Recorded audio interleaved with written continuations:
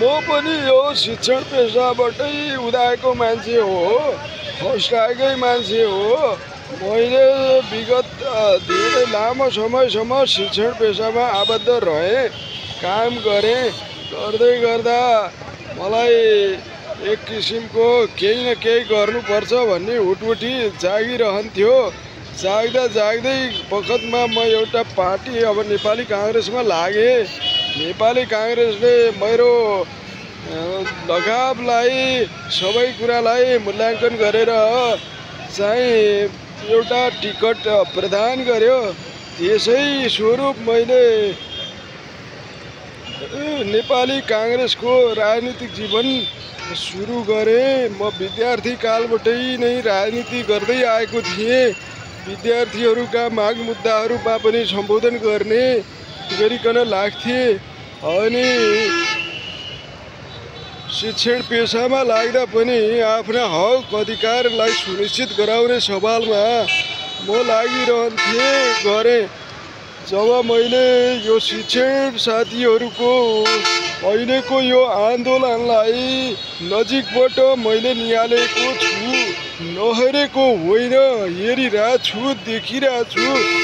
विभिन्न खालका सामाजिक सञ्जालहरूमा पनि आइरहेछन्, गरिरहेछु, हेरिरहेछु, मूल्याङ्कन गरिरहेछु। सरकारलाई मैले निर्देशन नदिएको पनि होइन, दिइराखेका छु।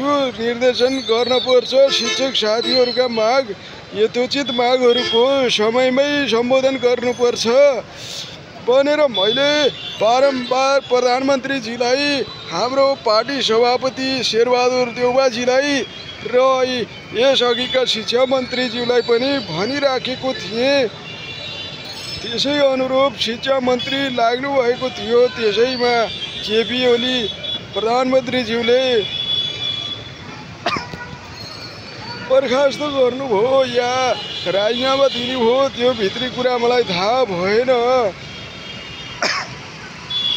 सरकार सबैको साझा सम्पत्ति हो। त्यसैले चाहिँ सरकारले सबै शिक्षकेतर शिक्षकज्यूहरूको माग समयमै सम्बोधन गरेर एउटा निकास निकाल्न सक्यो भने मात्रै यो समस्या समाधान भई शिक्षक साथीहरूलाई पनि आत्मबल पुग्ने, शिक्षक साथीहरूका माग सम्बोधन हुँदा त्यही अनुसारले सबैले हामीले सोचेर अगाडि बढ्नु पर्ने देखिन्छ।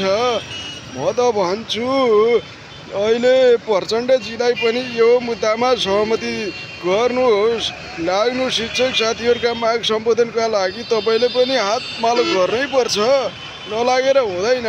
सबै मिल्नु पर्यो। काङ्ग्रेस र एमालेको सरकार छ भनेर तपाईँ मात्रै तर्किएर त हुनेवाला छैन।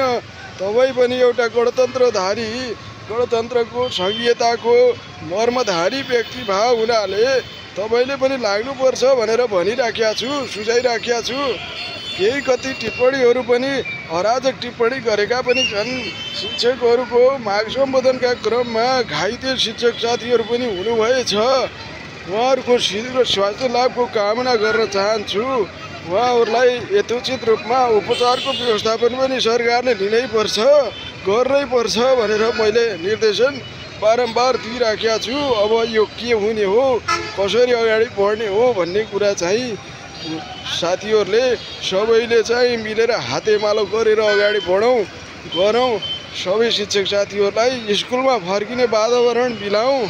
त्यसैमा सबैको उन्नति प्रगति भलो हुनेछ। धन्यवाद भन्न चाहन्छु।